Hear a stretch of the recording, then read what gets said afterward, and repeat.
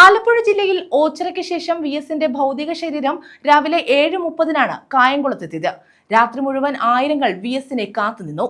ശക്തമായ മഴയെയും അവഗണിച്ച് നിരവധി പേരാണ് വിഎസിനെ കാത്തുനിന്നത്.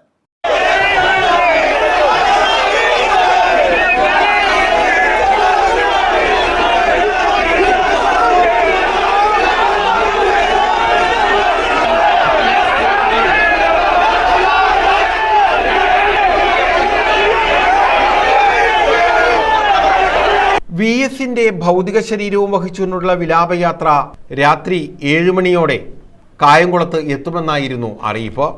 എന്നാൽ മണിക്കൂറുകൾ വൈകി രാവിലെ 7:24 കായംകുളത്തെത്തിയത്.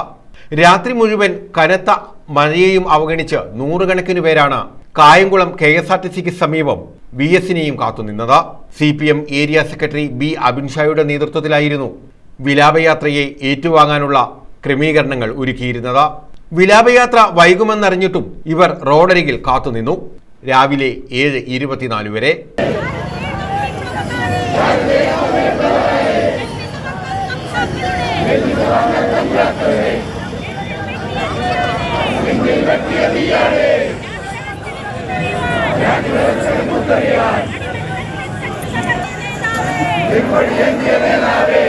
ആയിരങ്ങളാണ് രാവിലെ വിഎസിനെ കാണാനായി കായംകുളത്തേക്ക് ഒഴുകിയെത്തിയത്.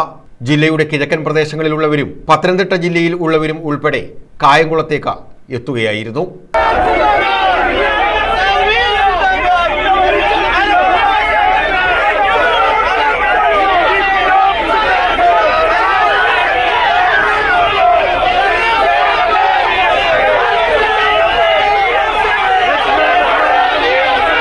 മൃതദേഹം വഹിച്ചുകൊണ്ടുള്ള വാഹനം ഏറെ നേരം നിർത്തിയിടുമെന്ന് പ്രതീക്ഷിച്ചിരുന്നെങ്കിലും വളരെ പതുക്കെ ജനങ്ങളുടെ ഇടയിലൂടെ ഇത് കടന്നു പോവുകയായിരുന്നു. News bureau, Kayamkulam.